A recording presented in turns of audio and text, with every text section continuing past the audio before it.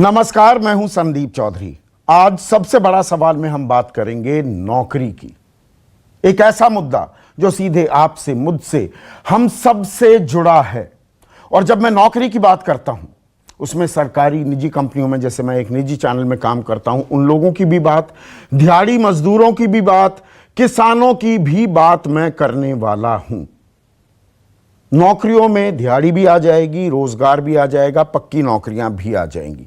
और यह बात किस लिए जरूरी है? संकट काल है, कोरोना का संक्रमण काल है, अर्थव्यवस्था का पहिया पूरी तरीके से घूम नहीं पा रहा है, नौकरियों पर लगातार तलवार लटकी हुई है, तनख्वाहें काटी जा रही हैं, लेकिन एक अजीब सी चुप्पी है, एक अजीब सी खामोशी है जब भी नौकरियों की बात है। नौकरियां कितनी नई सृजित हुई, इस बात को तो भूल जाइए, कितनी नौकरियां गई हैं, इस पर भी सरकार कोई आंकड़ा, कोई बात करने को तैयार नहीं है।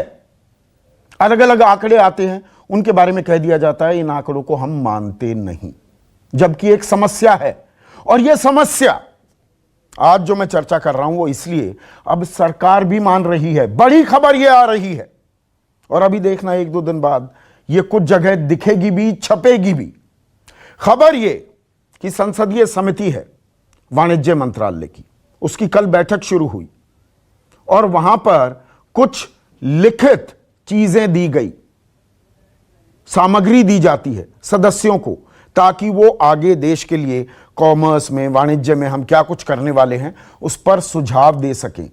और वहां पर एमएसएमई के एक बड़े अधिकारी ने, एमएसएमई सेक्टर जो है कॉमर्स मंत्रालय में, एमएसएमई सेक्रेटरी भी होते हैं, एक अलग डिपार्टमेंट होता है, वहां के एक बड़े अधिकारी ने यह कहा है कि 10 करोड़, गौर कीजिएगा इस बात पर, 10 करोड़ नौकरियों पर खतरा पैदा हो गया है। यह अब स्टैंडिंग कमेटी को कहा जा रहा है। साथ ही आज की एक और बड़ी खबर क्या, और यह मैं खालिस नौकरी पेशा लोगों की बात कर रहा हूं, जो नौकरी पेशा हैं, सरकारी में हो, निजी कंपनियों में हो, वो ईपीएफओ में पैसे जमा कराते हैं। प्रोविडेंट फंड होता है ना आपका, आप कुछ पैसा देंगे, कुछ आपके एम्प्लॉयर, सरकारी कंपनी है तो सरकार देगी, निजी कंपनी है वो कंपनी देगी, और वो आपके प्रोविडेंट फंड खाते में जाता है। वो आप रखते हैं रिटायरमेंट के लिए, या कोई बड़ी मजबूरी आ जाए तब उसमें से पैसा निकालता है, वरना वो आपका एक सेफ्टी की तरह काम करता है। तो पिछले 3 महीनों में 30,000 करोड़ रुपए निकाले गए हैं ईपीएफओ खातों से। और जब मैं 30,000 करोड़ कहता हूं, यह संख्या, यह आंकड़ा आपको समझाने की जरूरत है। देश में कुल 6 करोड़ ईपीएफओ के खाते हैं, मतलब नौकरी पेशा जो लोग हैं देश में, दरअसल वो 6 करोड़ हैं जो रेगुलर सरकारी या निजी नौकरी में। 6 करोड़ में से 80 लाख ने पैसे निकलवाए। यह आंकड़ा 1 करोड़ होने वाला है, साफ इस रिपोर्ट में कहा जा रहा है। 30,000 करोड़ रुपए निकलवा लिए गए, और यह किस लिए निकलवाए गए? क्योंकि नौकरियों पर खतरा, तनख्वाहें कट रही हैं, मेडिकल एक्सपेंसेस, स्वास्थ्य सेवाओं में आपके घर में हारी बीमारी हो रही है कोरोना के चलते, उसके लिए पैसा चाहिए, तो पैसे की निकासी हो रही है। यह हाल है, लेकिन अभी एक चुप्पी है, और रोज आपके पास खबरें आ रही हैं, और आप जानते हैं कि नौकरियां छिन ही नहीं रही हैं, बल्कि तनख्वाहें भी काटी जा रही हैं।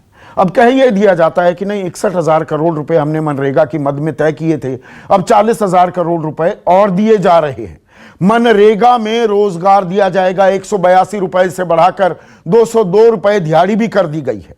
लेकिन मनरेगा 100 दिन का काम है पूरे साल में, और यह क्या, एक स्थायी रोजगार है। इस पर भी सवाल पूछे जाने चाहिए जो नहीं पूछे जाते हैं।